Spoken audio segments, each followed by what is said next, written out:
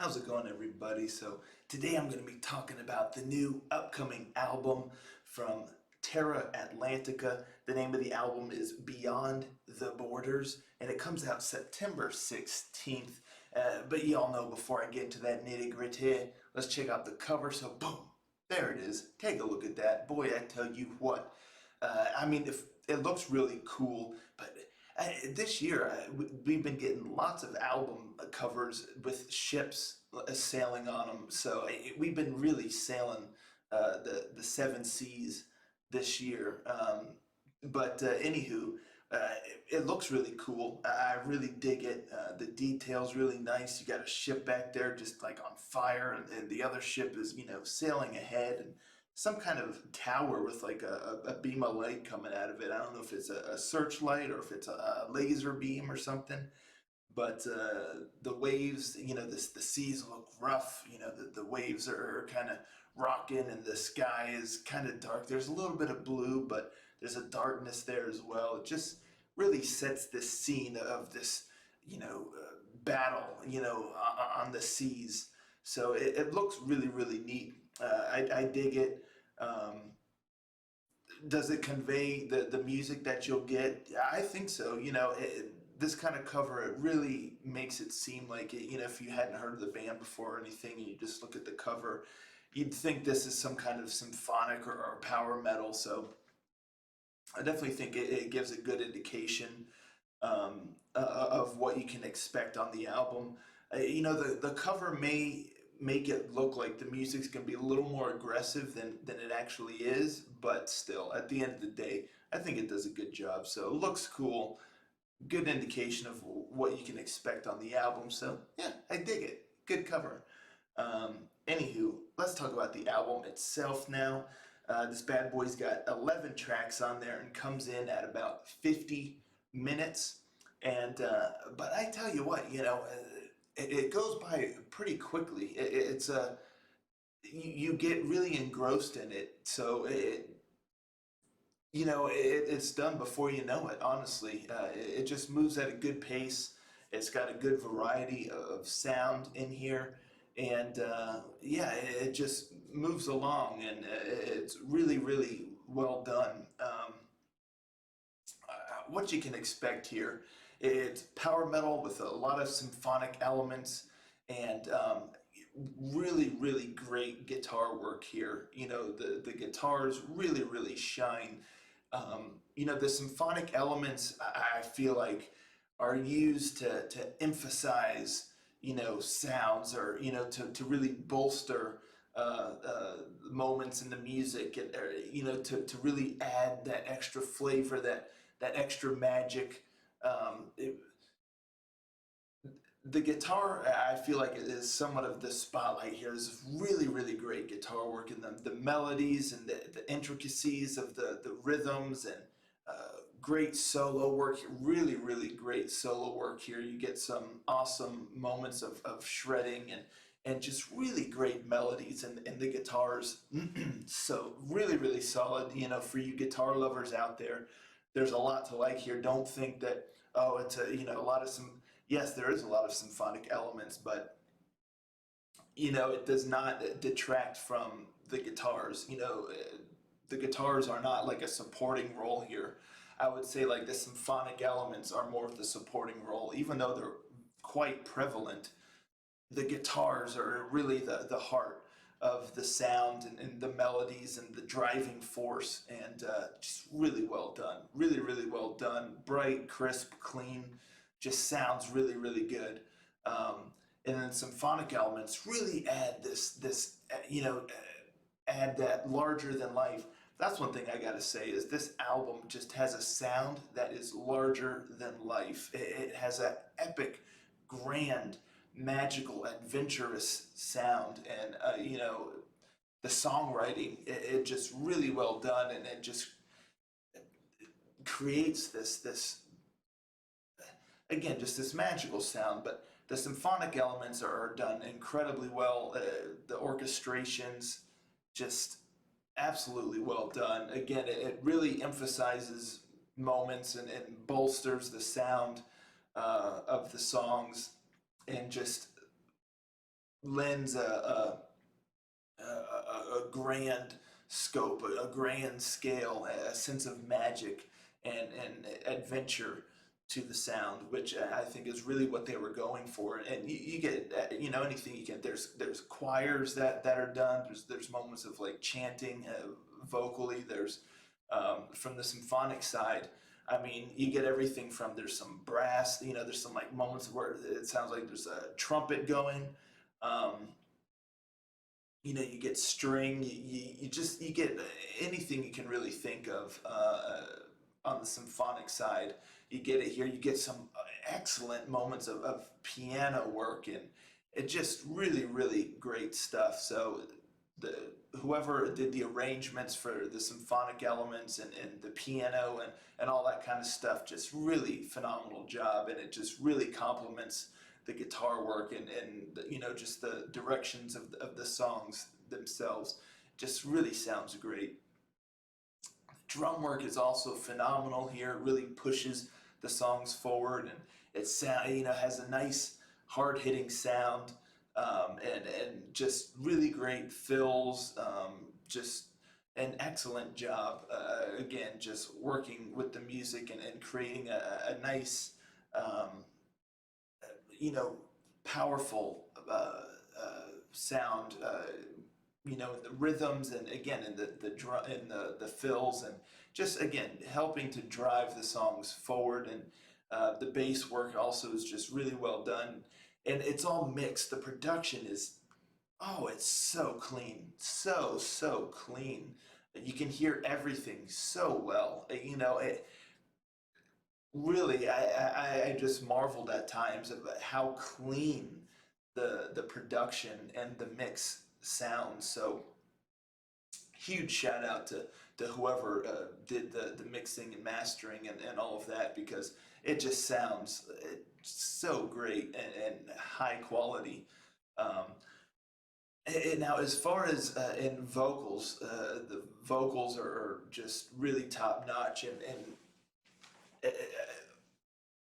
with this kind of sound and the kind of scope in the music, just hats off to the vocals, which are done by Tristan Harders. He just does such a great job of capturing the spirit of the sound and the music and his voice, and just his range is excellent.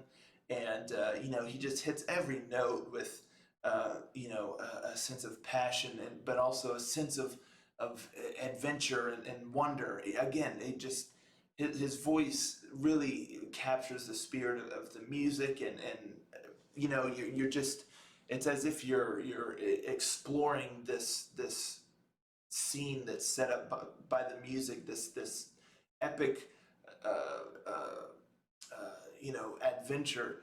You're experiencing it through his voice, and he's really taking you along with you, and he just an excellent job vocally. So really, the sound of this album, I was just thoroughly impressed, because there's such a sense of adventure and magic in the sound that's really hard to explain unless you really listen to it.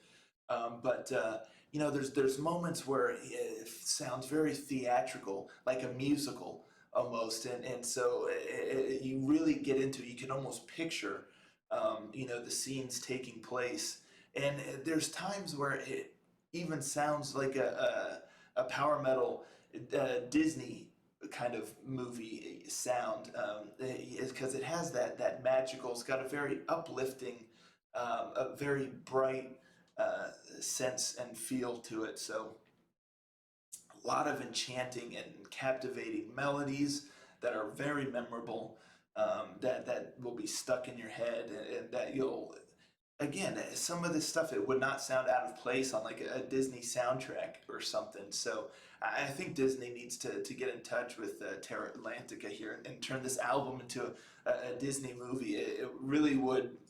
You could definitely Disneyfy this, and it wouldn't take too much effort at all, because there's really just such a sense of magic and adventure in the sound. Just again, it's hard to explain unless you listen to it, but Just really, really great stuff. Great melodies, both musically and vocally, that you'll just want to listen to again and again, and it just kind of plays through your head. It starts out with Overture, which is like an instrumental that just sets the mood. Right off the bat is, again, this album is just fun. It's fun and full of whimsy and adventure and good-hearted and good-spirited. Uh, so that instrumental track just really kind of sets the stage, if you will, for the sounds you can expect. And the Scarlet Banners track 2 is released as a single. Really one of the songs that come in, hitting you hard, kind of off the bat. It comes in a bit aggressive, but great melody, great catchy chorus, and whatnot. And then track 3, from Far From Alive, kind of takes things down a notch, a bit more somber, has some acoustic guitar, kind of builds up a little towards the end. Beyond the Borders, I would say, is the song that has the most theatrical Disney movie kind of vibe to it, where you could hear it on a soundtrack, or in a Disney musical, or just a musical in general. Just really has that theatrical sound, with just a really grand scope, and great vocals. Like, again, vocals are just top notch. You get over to track 7, Just One Look, is a beautiful duet, kind of like a ballad, again, that would not feel out of place on some kind of a musical soundtrack or whatnot. And you get track 9, which I realized that after I listened to the album, that this song was to be released as a single, and I almost wish that I didn't listen to the album before that single was released, because I just wish I had done a reaction to it, because this song is so sick. Go check it out. It's released today. I'm actually releasing this album thoughts video the same day that this song Pirate Bay is being released as a single. Go check it out. It's so sick. It's so jig worthy, real toe tapper, almost folky. And it really, it captures this scene. Talking about like the Pirate Bay, and you can see almost like people with their mugs full, like kind of doing little jigs, and it just it's so much fun, and it's so sick, so sick. I really wish I had done a reaction to it, but and then I would say tracks 9 through 11, honestly, is like the trifecta of just perfection, in my opinion. Just rounds out the album incredibly. The whole rest of the album is really, really good, great, but these last 3 songs just take it to another level.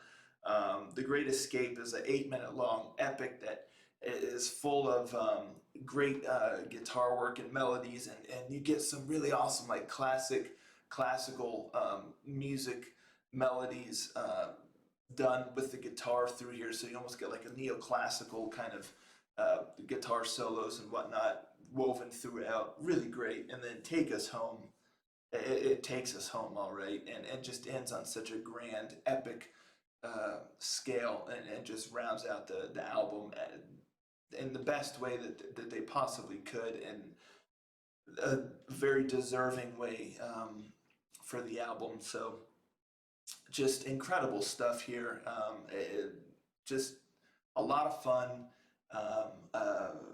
epic, adventurous, like I said, larger than life, full of magic and wonder, and just good spirited. Has a lot of heart, this album does. And yeah, it's enchanting and captivating. Great melodies, some great choirs, some great moments of chanting in the choruses or whatnot, and just a lot of magic. So the boys over at Terra Atlantica have really outdone themselves here with this album. You can tell that they just put like a lot of heart and soul and just fun and whimsy into this album, and it comes through, and it's just a joy to listen to. So I really, really dug it. I highly recommend it. It's a blast. It's hard to say what song to listen to if you're just going to give the album one chance, one song, because there's a few different feelings throughout, and it's hard for me to think of a song that really kind of captures all of it in one.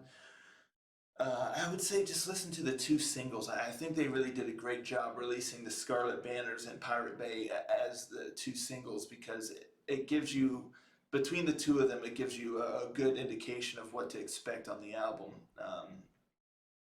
But I would also recommend Beyond the Borders, because that really gives you a sense of the theatrical, the musical side of things. But yeah, great album. When this bad boy releases September 16th, I highly recommend y'all to listen to it. For power metal fans, symphonic metal fans, um, people who like musicals. There's just a lot to like here, and I'm really hoping, and I think that this album's going to get a lot of positive recognition in the power metal field, and just even outside of that, and they deserve it, because they put a lot of work into this. You can tell, and it's just a lot of fun. So highly recommend it. Um, yeah, that's what I got for you folks. Once you get a chance to listen to it, come back here and let's talk about it. What do you think of it? Or let me know now. What do you think of the singles? How excited are you for this album? Let's talk about it in the comments down below. And thank you all so much for tuning in. Catch you all next time. Ranger out.